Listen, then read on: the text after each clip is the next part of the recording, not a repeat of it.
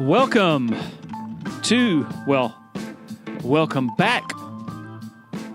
to the Clemson Dubcast. Man, is it January 17th? It's been 15 days since the last podcast with Tom Rinaldi. I feel really bad. Did not plan for there to be that lengthy of a hiatus, but as you might have heard, Clemson football team took a little trip out to Santa Clara and had a little exhibition at Levi's Stadium that was kind of a big deal that we had to write about going in and going out.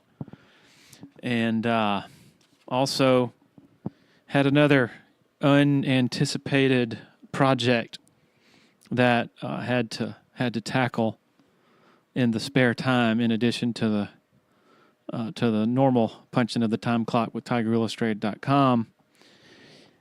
Be prepared to share more, I guess, very soon about this project, but that has consumed a bunch of time over the last week, and so that explains why it's been so long. I really appreciate all the folks asking on the TigerIllustrated.com message board and also Twitter when the podcast is coming back. So always nice to know there's some demand out there to hear my crazy behind talking about stuff.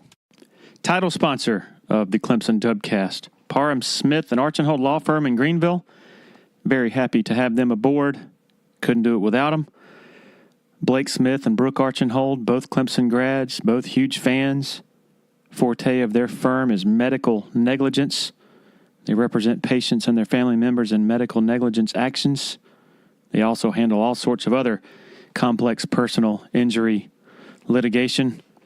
I can vouch for them. About 10 years ago, a family member had a pretty serious medical situation with one of the local hospitals.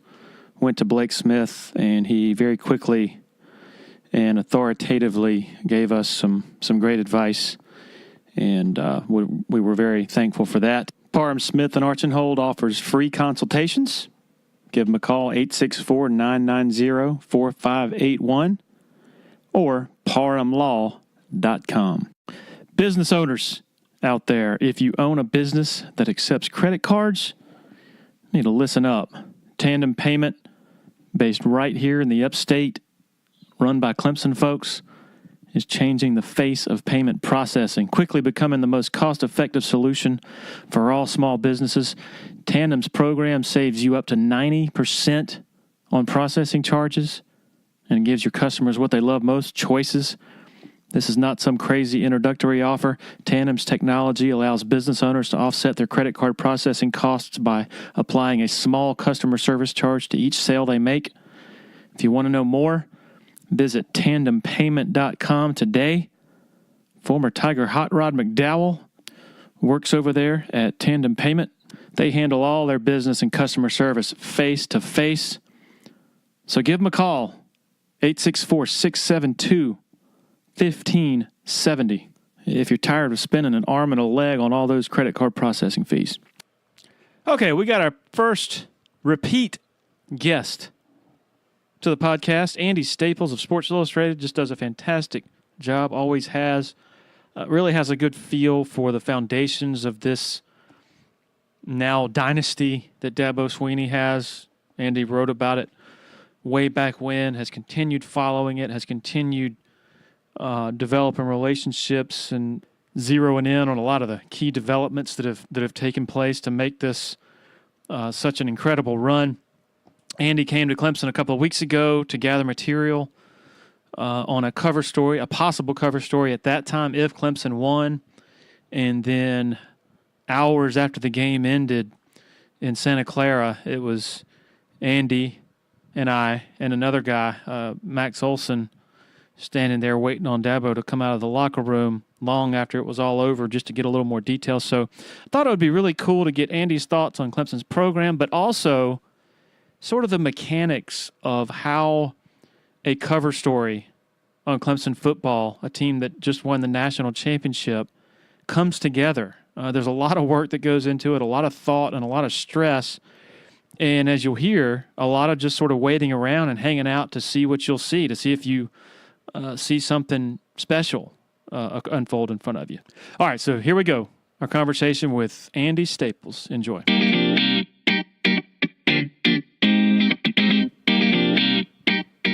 Andy Staples joining us, our first repeat guest of the Clemson Dubcast. Congratulations. I'm honored. Wow. Or maybe I'm available. I don't know. It's one of the two. You have a special Cotton Bowl backpack coming to you as a gift. Awesome. I did not cover the Cotton Bowl, so I was not offered a Cotton Bowl backpack at first. Better than a Florida State turnover backpack, I guess. But oh yeah, that is definitely not my style. That particular backpack. So Andy, wow, I guess is all I can say. The game is 10 days old, but I don't think it will ever be too late to rehash what went down in Santa Clara or wherever the heck they were, as Dabo Swinney said after the game.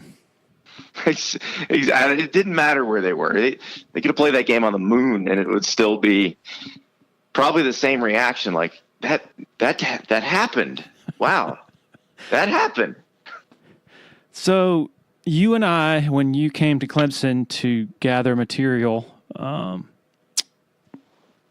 few days, I guess the week before the game, your take, and I'm pretty sure I'm getting this right, you're like, this is a coin flip. And I was more pessimistic about Clemson's chances than you were for two reasons. My lack of confidence that they would be able to keep Trevor Lawrence upright, and his, as great as he is and was, he was not the Deshaun Watson Houdini type in the pocket who could escape and make things happen. And then on the other side, Clemson's matchups between the Clemson safeties and Alabama's wealth of ridiculous talent that they could put inside.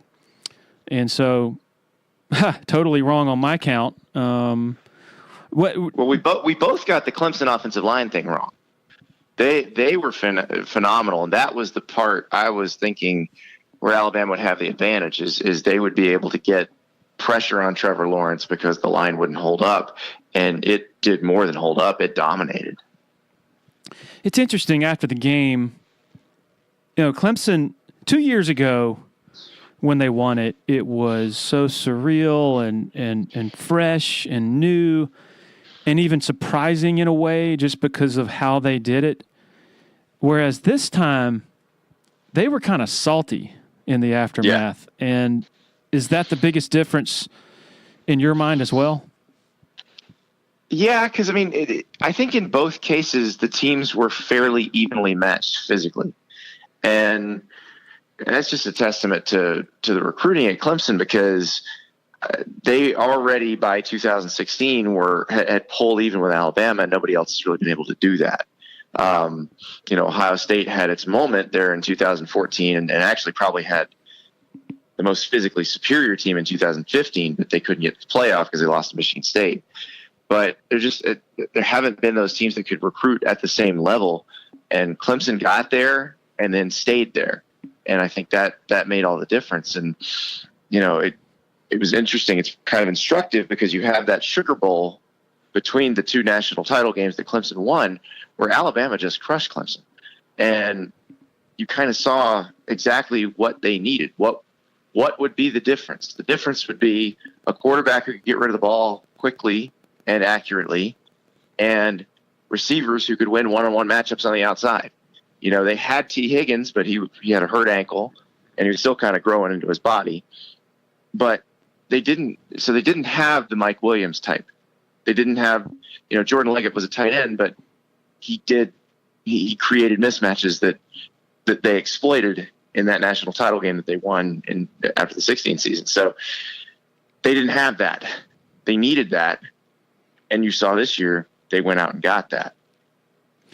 But the thing is, you still have to protect the quarterback. Like a year. So, in the post game, the response or the position by Jeff Scott and the rest of the offense, and Dabo included, was what made you think we couldn't block these guys? We have to block our defensive line every day in practice. So of course we saw you trying to block them last year, but exactly.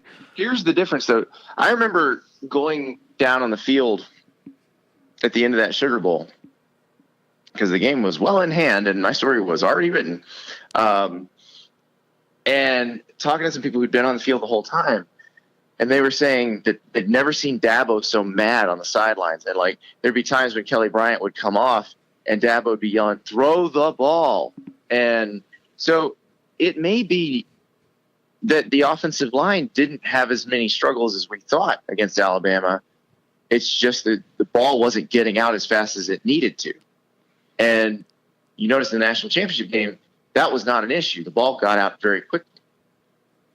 That's a great point, Andy, because, when you see a sack or a strip sack, you just say, oh, the line didn't protect. But thinking back to the game 10 days ago, it wasn't like they had to protect for very long. Those weren't slow developing plays.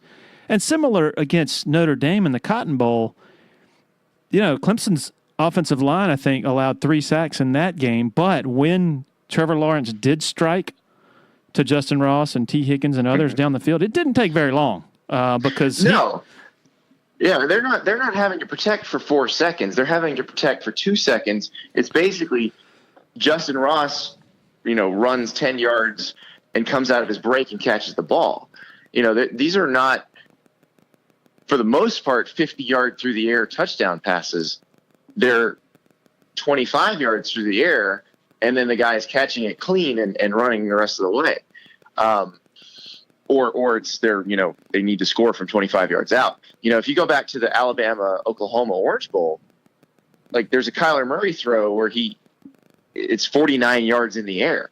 Well, you can only do that if you have enough time for your receiver to go 49 yards. And so you watch, and Kyler Murray had to, do a Houdini escape to do that. Trevor Lawrence never had to do that. They were never in the position where they're trying to throw it 50 yards in the air. As much as we try to break this down into scientific terms and all these different nuances of this matchup, how much of it is just simple human nature in that 2 years ago, Clemson had spent 364 or whatever days stewing over what happened in Glendale when they came up short against Alabama. Last year, Alabama had spent 360 whatever days stewing over what happened against Clemson in Tampa. And I remember in the aftermath of that game last year, Clemson's players saying, "You know what?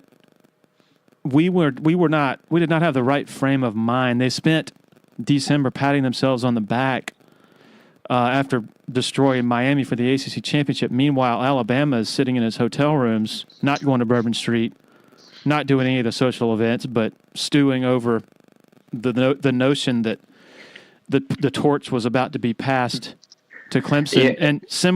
And obviously different matchups this year and different reasons that Clemson just destroyed them.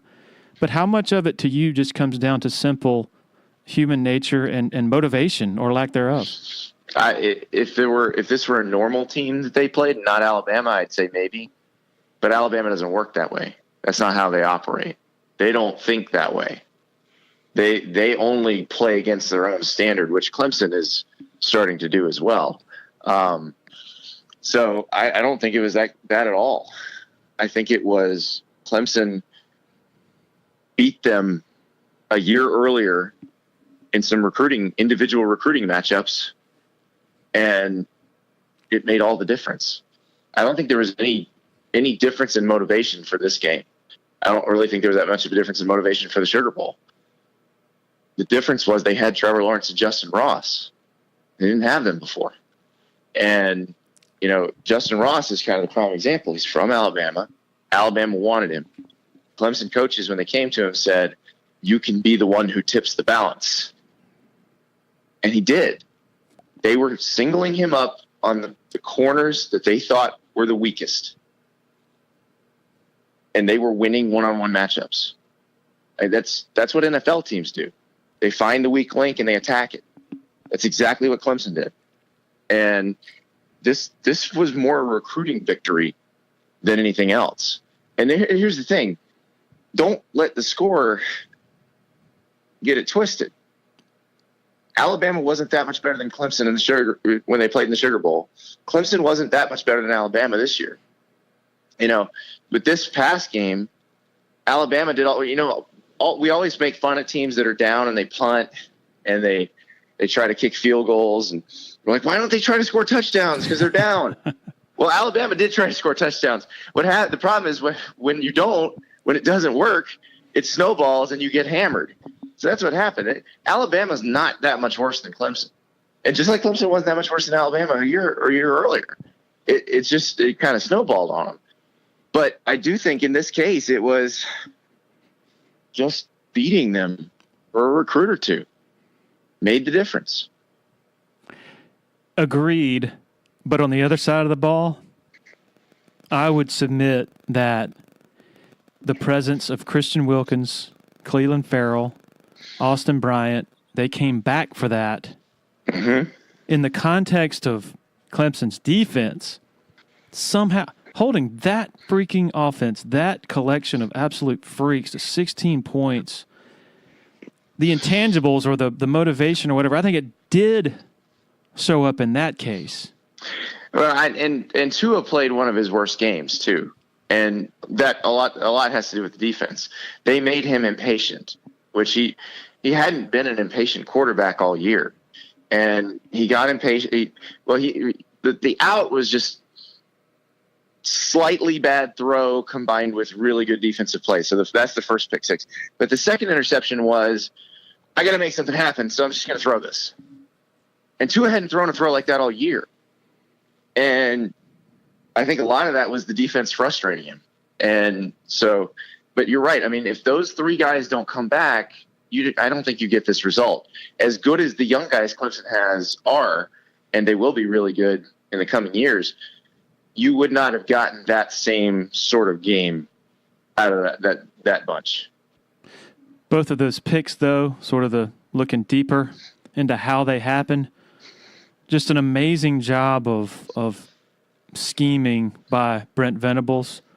I remember the day of the game, Tim Tebow that morning was on ESPN, and they asked him about the matchup, and he says, listen, I had to face Oklahoma and Brent Venables in 2008, with that Florida juggernaut. Mm-hmm.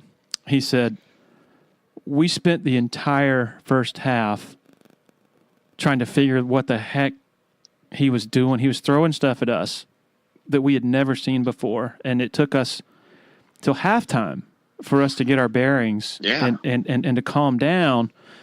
I mean, they held that Florida offense at 24 points. That was a nail biter.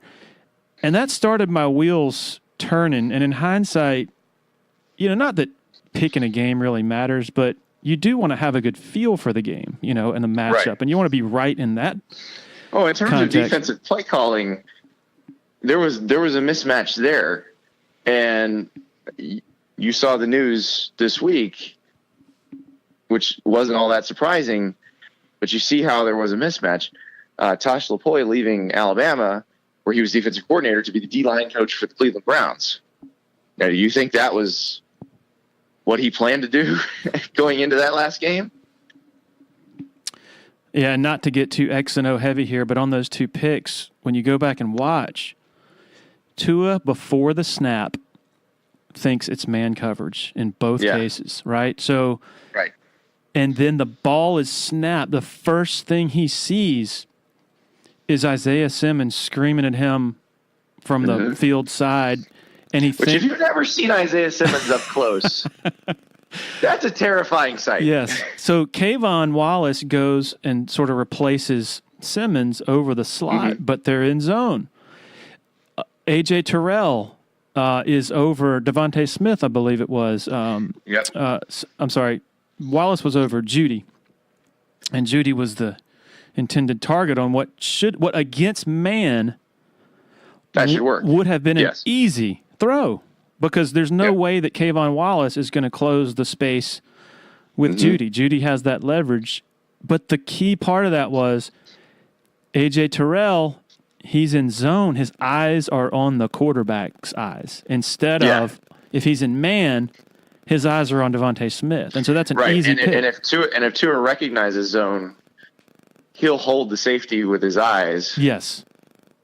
And then throw before he really even looks over. That's what he on. If you watch the game where they beat Georgia for the national championship, the last play is him holding the safety. Yes. If he doesn't hold the safety with his eyes, that's not a touchdown. It's maybe not even first down. Yes.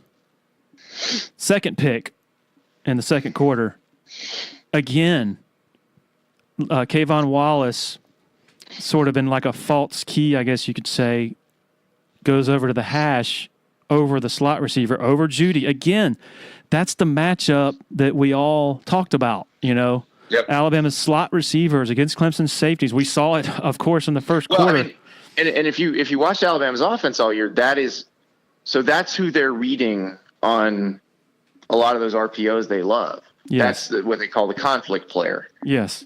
So if you make a false conflict player, or if you have him doing things to, like, if Brent Venables knows you're going to do X when the conflict player does Y, he's going to have the conflict player do Y, because he knows what that will make you do, and then everybody else will adjust. Yes. And so post snap, Wallace, in actuality, drifts back over to the middle. They're in zone. They're in a cloud coverage, I guess a 3 deep. And Trayvon Mullen, who is on the outside receiver, I think it was the tight end. I think it was Irv Smith. Instead of being in man coverage on Irv Smith on an underneath route, he's dropping. And so ordinarily, that would have just been an overthrown ball to Judy. Yeah. But Mullen was in the vicinity. And so I'm not convinced that, oh, God, those were two stupid throws by Tua. I just don't think he knew. The first one definitely wasn't. The second one did look like he was trying to force something. Yeah. Because he would have seen all those guys back there. Yes. So, anyway, Venables after the game, obviously before the game, he was talking up Alabama's offense like they were one of the best offenses ever. And his post-game assessment echoed that. He said that was the best offense he'd ever schemed against, slightly better than 2004 Southern Cal with Matt Leinart and Reggie Bush and Lindale White and Dwayne Jarrett. Goodness. Now, remember, offenses were much less creative then. Yes. But that one had all the weapons. What do you think about this Alabama offense? Oh, I think it was fantastic. Yeah. It made it. They did so many things that made them impossible to defend unless you had the kind of athletes Clemson had. That's why you saw Clemson and Georgia and Mississippi State were the only defenses that could really do anything with them, because they had that level of athlete. Nobody else had a chance. Yeah, Clemson fans, some of them. Yeah, one of the common things I heard 2 years ago after they won it was, yeah, I thought that Alabama defense was the best ever. Yeah, right. And then after this one, yeah, I thought that Alabama offense was one of the best ever. Yeah, right. Well, yeah. And doesn't that it was. make you look better? Against a great defense. Doesn't that magnify the impressiveness of Clemson's accomplishment? Yes, don't diminish the accomplishments of your own defense by saying Alabama was overrated. They were properly rated, and Clemson played an incredible game. All right, another little anecdote of me sort of wishing I would have picked up on something was you were in the vicinity on media day. I was talking to Jeff Scott, and as reporters do, you're sort of lurking, waiting on him to get done so you can get some of the good stuff after he's done with everybody else. And I think it was you and your Which is funny because I didn't really get to talk to him much. It was I think I said hi and bye because the time ended.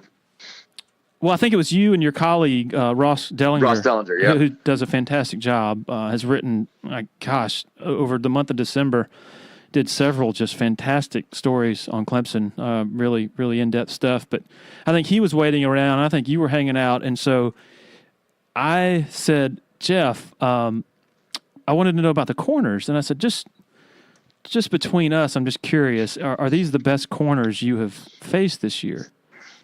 And the smirk on his face. No. The answer is no. Spoke volumes. I did not pay enough attention to that smirk before he went on and started talking about, it's just your typical Alabama corners. They're tall and physical, really athletic. It's going to be a great challenge, blah, blah, blah, blah, blah. And so then I think you introduced Ross to Jeff after that, and then you guys walked off.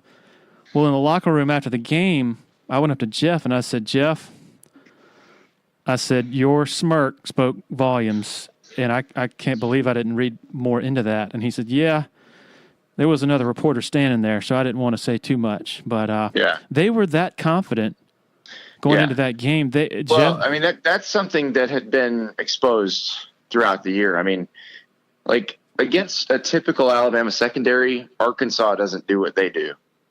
You know, there were some issues that got exposed that. Now, you had to have as many weapons to throw to as Clemson does, because Alabama had enough in the secondary that if you only had one or two good players, they're going to shut them down. But if you got five, they didn't have enough. All right, Andy, let's get into you were assigned the cover story either way, regardless of so you had to have two cover stories prepared, essentially, like the building blocks of each going in. Can you enlighten the listeners on how that works and how you go about building that going in? So you get about 3,000 words for that story, and we close on Monday nights. The magazine gets closed on Monday nights. Typically, the off-the-floor deadline is like 7 p.m. So they push the off-the-floor deadline to something like 4 or 5 or 6 a.m. for those national championship games, the college football one, the college basketball one, if the World Series ends on a Monday, if the NBA Finals ends on a Monday, that sort of thing. And it is it's interesting because you've got to write the middle and have it locked in before the game starts. So for Clemson, I wrote we call it a pre-file. My Clemson pre-file was way too long, and we ended up having to cut a bunch of it because I wanted more room to write new stuff off the game. I think I filed 2,400 words. We ended up running about 2,100 of the pre-file. And that gives me 900 to play with at the end of the game. And you can distribute it however you want. I kind of like to do it evenly, 450 and 450, but it just depends on what you got and how it fits within the story. And then I had an Alabama one, and the Alabama one was a little tougher because you've basically written the same story 5 years in a row, and it becomes very hard to find the new. This one was, a little more heavy on Tua and the offense and how that had evolved and how they dealt with the staff attrition and all that sort of thing. But the Clemson one, I didn't write the cover story when Clemson won 2 years ago. Brian Hamilton had Clemson and I had Alabama. So the good news was I knew what Brian had written, but I hadn't written it. It was not my quote. So there was stuff going back 10 years that I had with Clemson that I could draw from because I hadn't used it. So like if you asked when I started working on that story, I started working on it in 2008 when I did a story on Jeff Scott and Mike Dooley getting kind of, for lack of a better term, battlefield promotions from GA to full-time assistant after Dabo got the interim job. So, I mean, that story was kind of over 10 years in the making. Proud sponsor of the Dubcast is the Abernathy Boutique Hotel, a short Trevor Lawrence throw from Death Valley. Man, it is a favorite for the ESPN folks who come into town, who stay there various times of the year. Also, man, it is booked up and packed to the gills for home football weekends. It has really caught on for people who want to come in and stay. Also, Taps Bar and Cafe, a really cool spot to go hang out during the week. If you want to grab a drink with some friends, some of you professors out there who want to wind down after work, laid-back alternative to some of the more boisterous college bars in downtown Clemson. So go check them out if you already haven't. Got some really good beers on tap, including my favorite, the Hugie Street IPA. So check them out online at theabernathy.com. So, okay, let's go back to after the game. This is probably 2 hours after the game, after all the press conferences, all the locker rooms emptied out. Almost all the writers are back up in the press My deadline had passed at this point, by the way. Okay, so, all right. But I knew I had more time. Like, they lie to you. They tell you we need it by 2 a.m. Eastern. Like, no, you don't. You have till 5. Okay, so it's me, you, and Max Olson of The Athletic hanging out outside Clemson's locker room. Almost all of the Clemson players and coaches have filed out, and they're on the buses. And we're waiting on Dabo, who has been known to take a while to get done talking to people. And there were no recruits there, so I figured it'd be a little shorter. Yeah, so, and you're looking at your watch the whole time. And what time was it? This was like 10:30 Pacific? Yeah, my deadline was 11 Pacific, 2 a.m. Eastern. This was about, I want to say I got Dabo at like 10:52. Wow. So yeah, I read your story. So okay, just for the listeners, we're trying to wait him out, and we're standing there for what, like 40 minutes maybe? Yeah. And no sign of him. So he was now. What I don't know if you noticed, I grabbed my phone and it looked like I was playing on my phone. I was actually writing the top news section for my story. I came up with a lead while we were standing there. The what started with a prank call ended with a wet willy. Because I had seen the video of Christian Wilkins giving him a wet willy, and I watched it over and over. I'm like, this is it. Because I had written about the D-line coming back, and one of the things with Christian Wilkins about his career at Clemson, he prank called Dabo when he committed. He prank called Dabo when he said he was coming back. Yep. Basically, when he came back, he said he started off like, "I've loved my time there. It's been so odd." He goes on for like a minute. So Dabo assumes he's going to say, "I'm leaving for the NFL," and Christian goes, "And that's why I'm coming back." So that was sort of the beginning of this team. Christian Wilkins is coming back. That means all three of those guys are coming back. And I thought the perfect ending of that was Christian Wilkins giving him a wet willy on the stage on national television. And so I decided that was going to be the lead. And so while you and I and Max were standing there, I wrote that top 450 words. Are you nervous during that time? No. I was nervous. The first time I did it when Florida State beat Auburn, I was very nervous because I'd never done it before. But, I mean, you and I both used to work for newspapers. You know, getting that gamer in off, well, I don't know if you ever had to do, I'm sure you did, because I think the ACC contract had a few of these. If you've ever had to write a newspaper game story off a 9 p.m. Eastern start for an East Coast newspaper, there is no deadline situation you can't handle. All right, so what is your explanation, just in layman's terms, why are we standing there? We're waiting around just for an anecdote, because we want right? the thing that nobody else has. Yes. Exclusivity. Yes. Okay. Now, so, if we all three had been standing there, it would not have been exclusive. Yes. So Max leaves, and then I leave, and you waited. You waited him out. How much longer did you have? I was about to quit. He came out like 5 minutes later, so I wasn't feeling too bad about it. But the thing was, I wasn't that worried because I had something to send them. I knew if I sent them the top, they weren't going to be upset that I hadn't sent them the bottom yet. So if I hadn't gotten anything done, I probably would have bailed. So what I'm thinking, I go to the media shuttle, and I open up my computer and start working. I'm like, wait a minute. I could have sat down right there outside that locker room and started working, just like you were. Yep, exactly. So, all right. And I wasn't necessarily, I mean, you obviously had more pressing needs than I did. I just felt like I need to be here just to be witness to the aftermath of this. Just in case something interesting happens. You just want to be around the moment, when it's happening. Because you never know what you're going to see. Like the first time I did it, I waited out the whole Florida State team, and there was a great scene where Telvin Smith and I'm blanking on it, Tim Jernigan. Telvin Smith and I'm pretty sure that's who it was. Telvin Smith and Tim Jernigan come out of the locker room, and the game was at the Rose Bowl, and they come out holding a pair of scissors, and they're clipping the pieces of the grass that they're going to take to FSU's sod cemetery. And this is sometimes you just get lucky. My pre-file started with Jimbo Fisher begging for money at the Ocala Hilton during a booster meeting right after he's gotten the head coaching job.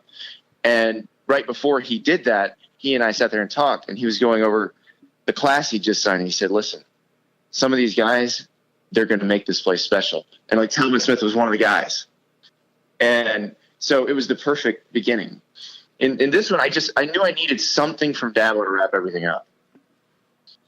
Okay, and so you wrapped everything up by quoting him saying, to be successful, you have to have a vision for what you want to do and a clear plan, Sweeney said as he walked to the team bus after the championship victory. And then you can't be afraid to fail.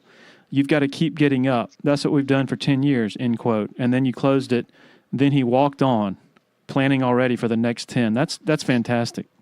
Well, and so that tied in with the pre-file. So you had your 450 words about wet willies and whatnot. The part I had already sent in before the game starts with Dabo calling his wife in 2008 after he's been named the interim. And he gave all of us this quote at some point during the year. And it's still my favorite quote that I've ever run in a story, where, Terry Don Phillips comes into the staff room, and all of Tommy Bowden's staff is sitting there, sans Tommy. And Terry Don says, Dabo, you're in charge. See me in my office in 5 minutes, and walks out. And in that 5 minutes, Dabo calls Kathleen and goes, bad news, we just got fired, and it gets worse. I'm the interim. I mean, those are the words that started the dynasty right there. And I had used those in a story earlier, but I had to bring it back. And then the thing I did to add to it was I called Kathleen Sweeney. I said, what was your response on the other end of that phone call? and so she helped flesh that out. And the story was a lot about how, we hone in on Dabo's goofball tendencies and the fun stuff. But one of the big reasons they are where they are now is he's made some pretty cutthroat decisions along the way. And he's been pretty good at it. He fires Rob Spence immediately when he gets the interim job. Necessary. Probably the hardest one he had to do was firing Billy Napier after that 2010 season. But that saved everybody else's job. Then he fires Kevin Steele. Then he benches Kelly Bryant. Those are all very hard decisions that he got right. And the most powerful part of that phone call to me was and it gets worse part. Yeah. Yeah. And with Dabo, you never quite know how much the story has improved over the years. But I got a feeling that's how it went. He's got a great memory, so it could all be exactly how it. I watched that video where he was taking you around to every exact spot. So I'm sure he remembers that verbatim. Okay, so he comes out of the locker room. You're standing there. Nobody else is around. I'm guessing he's with Kathleen and Tracy. Anybody else? No. Kathleen, I think, was already on the bus. Okay. I forget who he was with. He was with some of the ops guys. Not Mike Dooley, because I had talked to him earlier. I can't remember exactly who. It was only 2 people, and he was in a hurry. He needed to go, but it was one of those things where, he knows me, and he's like, "Okay, I will, I will humor you for the next 45 seconds," and that's all it took. Wow. And he had just done confetti angels out on the field with Kathleen and the family, I guess maybe a half hour, 45 minutes earlier, which I'm guessing Nick Saban has probably never done that. Yeah, but here's the thing. Dabo was back in work mode already at that point. Like I could get the sense like he's done with this. Let's get back, because he's fun. He's funny. He's still a football coach. Mm-hmm. People forget that. And that's the contrast between that and the reaction 2 years ago is almost startling. I mean, he was in cold blood killer mode at this point, right? Yeah. No, I mean, he realizes he is on the precipice of something truly amazing, but he also realizes how hard it is, because think of all the stuff, all that Nick Saban's accomplished. He couldn't do it this year.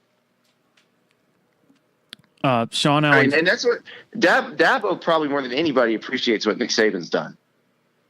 So Dabo understands how hard what comes next is, because now they're supposed to ascend and be the dynasty. And it's not easy. There's a reason nobody ever does it. There's a reason we keep staring in awe at what Alabama's done the last 10 years. It doesn't happen. They have a chance to do it, but there's a lot of steps between now and pulling that off. I was talking with Sean Alexander on Media Day 2 days before the game, the fantastic former Alabama running back who was there when Dabo was there, and just asking him some of his perceptions and thoughts on Dabo, and he says, yeah, Dabo and I have one pretty striking similarity. We both have a big smile on our faces as we slit your throat. Oh my God. I wish I had that quote for my story. That would have been perfect. And that would have been perfect for that story. Almost goosebump inducing, in hindsight in particular, Yeah. When you consider that's what I've been saying about the guy for years. I haven't put it that well. That's exactly the way to put it. It was, yeah. He was, I don't want to say edgy after they won it. He just had an edge about him, Well, and here's the thing, and this is what Kathleen kind of got across to me. Like when he called her about the interim thing, she was sad, but for Tommy Bowden and his family. Amazing story, and I know you are thankful that you've been able to be around it for since the beginning when you did that. Well, it's interesting because it's kind of the first big story I started covering for SI, because that was my first year. 2008 was my first year, so Clemson was supposed to win the ACC, and it was a disaster, and then they made the receivers coach the interim. So that was the first really interesting story I got to cover for SI. You've been around Nick Saban as well. I recall, I guess it was the week of the Johnny Manziel game in 2012. You were able to accompany him to his radio show. Is that right? I was the guest host on the radio show. They have a media guest host every Thursday for the radio show. So, and we'd set that up months in advance. It had nothing to do with who they were playing. I actually did not plan to cover the game when I set it up. I was going to be there Thursday and then head out to another game. And then as Texas A&M started playing better, we decided to just stay there for that game. But he knew what was going to happen. He knew exactly what was going to happen. And basically I shake his hand at the end of the show and I say, good luck on Saturday. He goes, yeah, we're going to need it. Mm. He had spent the previous hour telling the listeners of his radio show, this guy's going to tear us apart. We don't have anything to deal with him. Okay, so that was a period of reckoning for him. It led him to start adapting his defensive players to get more speed on the field, not as many big 360-pounders. It also, I'm guessing, caused him to adjust his thinking on offense and doing more spread stuff. Fast forwarding to 10 days ago, he said, and this is just so interesting, he said, and he even said it in the pregame interview with Maria Taylor, Trevor Lawrence is a great quarterback, and I'm worried about our defensive backs' ability to edge off those great receivers they have. And then he said after the game, I was worried going in.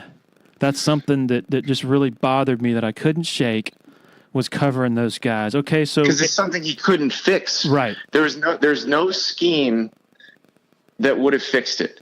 It is a recruiting issue, and the problem is when you get beat in a recruiting situation, you can't fix it right now. You can't fix it at practice, and so it probably drove him crazy because he knew that when they didn't get Justin Ross last February, and then, you can just expand that out, T. Higgins, those types of players, or expand it out to their corner recruiting. He knew when they didn't get exactly who they wanted that they had no answer. So it would have been up to Clemson to screw it up at that point, and they didn't. Okay. His assistant coaches are once again a turnstile this offseason. Is this a huge deal, and where does he go from here? This is obviously another period of reckoning for him, just like back in 2012. Yeah, he's running out of people who know the system and who know how they operate. So who does he hire? Okay, so Tosh LaPoy's leaving. Do you call Todd Grantham at Florida? And if you're Todd Grantham, do you go? Wow. Why wouldn't you just stay at Florida? So that's the issue is, and when I say Grantham because I know he's worked with Saban. One of the few people, Kevin Steele's worked with him, but he's Auburn's defensive coordinator. You can't hire Auburn's defensive coordinator if you're Alabama, right? Would that happen? So, yeah, this is a very interesting time because he's been so successful that schools have probably overhired his assistants, and the people he would want for these jobs all have better jobs now. So they're not coming. And it'll be interesting to see how he adjusts to that. Meanwhile, on the other side, you got Clemson where, listen, Tony Elliott's going to be a great head coach. Jeff Scott's going to be a great head coach. Brent Venables could be a head coach if he wants to, but, I'm not sure he does. They've got younger assistants that are going to be head coaches someday. But they're not in a hurry to leave. And look, if I'm Tony Elliott, I wait for the perfect job. Why would I leave unless I get the perfect job? What's better than making almost $1 billion to work at a place where you're happy? You could get $3.5 million somewhere else as a head coach, but you may lose and get fired 3 years later, and then Clemson's already got somebody else, and you can't get that back. So you don't leave unless it's perfect. And that's another part of what Dabo Swinney has done well, is create an environment that nobody wants to leave. Alabama is not like that. It is not an environment that no one wants to leave. It's an environment where people will tell you they learned a ton, but they didn't have the most pleasant time learning it.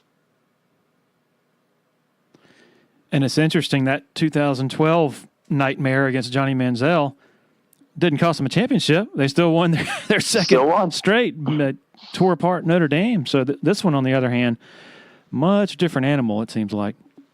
Yeah, and the other part that people are discounting because of the way that game ended is Georgia ain't going anywhere. Georgia's only going to get better. Georgia's going to be a problem for them in the SEC because Kirby has taken the blueprint and gone to a place where there's even more players. And he seems to be recreating the blueprint pretty well. Now, he's got some of the same issues. He lost both his coordinators this year. One became a head coach, one left for Tennessee. But he seems to have things going. And look, they're going to break through at some point. So if you're Nick Saban, you understand that it's harder because of trying to find the assistants that you need to fill your staff. You've got Clemson building what it's building. You've got Georgia building what it's building. And then you also have Jimbo Fisher and College Station copying your blueprint there. And LSU's pretty good. It's interesting, the upheaval in the assistant coaching ranks compared to the placid nature of Dabo Swinney's offices. Well, and so there's another coach now who I'm seeing and noticing that his assistants do not seem to be wanting to leave unless it's a perfect situation. And Ed Orgeron seems to be trying to do the same thing to create an environment where assistants don't want to leave. And I know for certain that's been discussed in LSU's offices. How do we make this a place where good people don't want to leave? The Dabo blueprint. Yep. Everybody was copying Nick. Now everybody's going to copy Dabo. Yeah, let's see. A couple days. Harder to do either one. Yeah. Not easy to do either one. I was on a radio. It was with Childers on the SEC channel the day after the game, and Childers said, "Hey, my theory is this is a great day for the SEC because this Clemson showed that it can be done." And I'm like, "Yeah, all you have to do is recruit one of the best quarterbacks in history, the very best players, the very best quarterback." Have some of the very best assistant coaches. Yeah, it's super easy. Simple recipe. It's not easy. Yeah. Back to the assistant thing right quick. A couple days before the ACC championship game, Jeff Scott gets approached by Jeremy Pruitt to run his own show in Knoxville. Jeff says, no thanks. Month and a half later, Georgia, Jim Chaney goes for $1.5 million. Jeff's making, I guess, $850. So, yeah, it really underscores just what you're talking about with that, making it so attractive for them to stay, not just with a paycheck, but with the culture and all that. Yeah. I mean, and it has to be perfect where you don't leave. Because why would you leave happy and wealthy? Happy and wealthy is a great thing to be. Andy Staples, you have a show to prepare for, so you've given us way more time than we deserve, but I really, really awesome conversation. Great story behind the scenes and all that. Really enjoyed talking about that, and I know that my listeners will enjoy hearing about it. Well, thank you, Larry. I appreciate it, and thank you for being my Sherpa for all things Clemson for 10 years now. You don't need my help. Take care. All right, thanks to Andy Staples for helping us revive this machine that had to get a little jump start there after some time off. Really appreciate our sponsors, without which this would not be possible. Title sponsor, Parham Smith and Arch and Hold Law Firm in downtown Greenville, the producers of the Dubcast koozies you might have seen around. Also, Tandem Payment in Greenville, another one of our sponsors. And then last but not least, the Abernathy Boutique Hotel in Clemson. Most of all, thanks to all y'all for making this a part of your routine. 75,000 downloads across the season from August to now. So, hey, not too bad. Also, shout out to our listener in Egypt. We have a download from there. Also, another download in Thailand. So, appreciate y'all helping us go worldwide into some far-flung locales. Okay, I'm going to stop talking. I sounded like an idiot. Next podcast should be dropped sometime next week. So stay tuned, and everybody have a wonderful weekend. Cheers.